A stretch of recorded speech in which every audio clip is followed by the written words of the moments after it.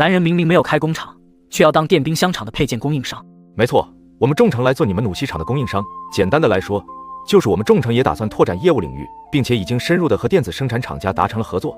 你所看到的那些样品，其实就是我们众诚牌的，所以找供货商签合同这事，努西当然得是和众诚签才行啊。什么叫深入合作了，还众诚牌的？你入股他们了？这个就属于商业机密，不能说了。听见这模棱两可的话，林志强本能的以为自己是猜对了。你小子倒挺会找机会，而且还够贪心。你抢先一步入股他们，想得到更大的利益，可你就不怕，万一我们努西不采购他们的配件了，那你怎么办？见林志强想歪了，陆爷也乐得他那样去想。商场如战场，不论在什么时候，都不能把自己的底牌亮给他人看。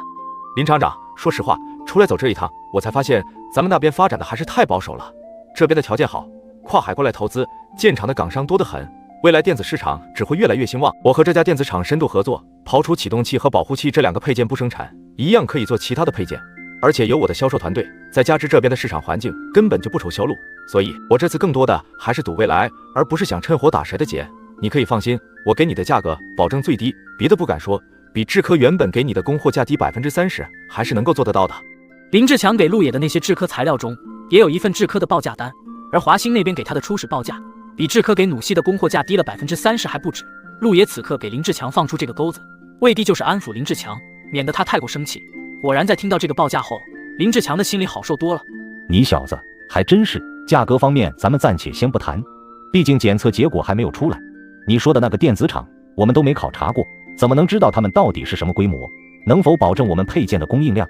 这个你放心，厂子我是深入考察过的，他们这里整条生产线都是欧洲进口的，绝对是国内一流水平，产能也绝对没问题。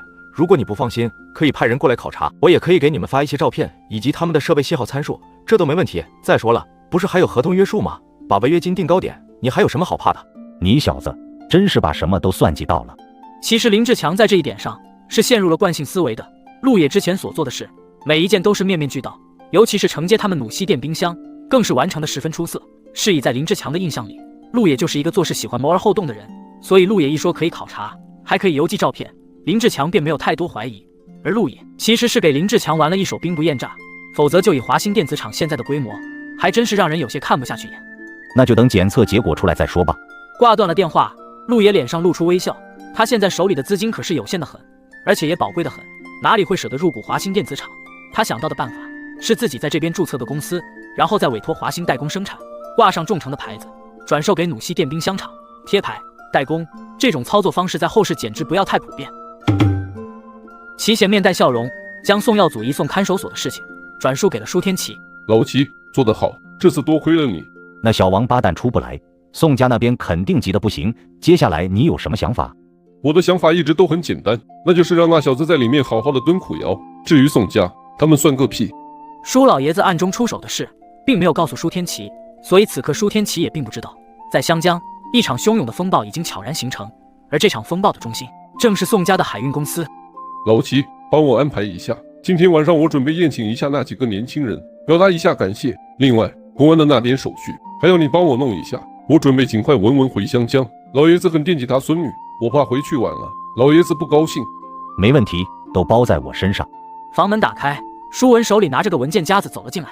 爸爸，齐叔叔，你也在啊？见到舒文，刚刚还一脸戾气说宋家是个屁的舒天琪，顿时化作了一位慈父，满脸的笑容。文文啊，我刚刚还在讲，今天晚上请你的那几个内地朋友吃下饭，表示一下感谢。正好，那你就帮忙约一下他们吧。好，等下我就去打电话。舒文将手中的文件夹子递向了舒天琪。爸爸，这个是我做的一份商业计划书，你帮我看看。我们家宝贝女儿做的，那我可得好好看看了。将门虎女，阿天，你这可是后继有人喽。我也希望如此，那样我就能轻松一些喽。那你们父女聊，我走先。好，文文，送下一齐叔叔。齐叔叔，我送你。舒文送齐贤出了房间，舒天琪则是看着舒文的这个商业计划书。起初舒天琪也并没有太过认真，抱着指导的态度翻看着自己女儿的计划书，只是随着他深入看下去，舒天琪发现这份商业计划书可以说非常的细致，考虑的也非常的全面，里面充分的考虑到了内地的政策法规，详细列数了应对的办法，尤其是和农业科研所合作办起的这个思路更是堪称一绝。好好好，舒天琪接连说得好，把舒文都给说得不好意思了。有那么好吗？有，太有了！你的这个计划书不仅全面，而且对于咱们舒氏来说，还具有很深远的利益相应，可行性很高。文文，是爸爸小瞧了你，你的这个计划书可以说是目前针对内地开展业务做的最好的计划书了。文文，这个真的是你做的吗？舒天琪倒不是不信任自己的女儿，主要是他觉得有点太不可思议了。毕竟舒文也只是在滨江待了几天而已，此前对内地可是一点都不了解的。就那么短短的时间里，他要做到如此精细的了解，实在是有些太过困难了。被父亲这么问，舒文并没有贪功，而是将陆爷给他出谋划策的事都给说了出来。所以这里面的绝大部分内容都是他给我出的意见，我整理了他的思路，结合咱们舒氏的一些资源，才写出来的这个计划书。原来是这样，你的这个朋友不一般啊。久经商场的舒天琪自然能看得出来这份计划书的含金量，若是弄好了，那他们舒氏便能在内地建立一座大粮仓，对舒家可是有着极大的战略意义。原本只以为那几个年轻人见义勇为，是几位义士，没想到其中竟还有如此人才。舒天琪倒是更加期待起晚上的这顿晚宴了。爸爸，那你是觉得这件事可以做？这可是他毕业归来做的第一份完整的商业计划书，如果真能落实的话，他还是非常激动的。当然，内地现在虽然落后，基础也不行，但是内地却是地大物博，自然资源雄厚，北方地区又号称是内地的大粮仓，如果开发得当的话，咱们舒氏就又有了一个稳定的囤粮基地，这对咱们舒氏的国际粮食贸易可是至关重要的。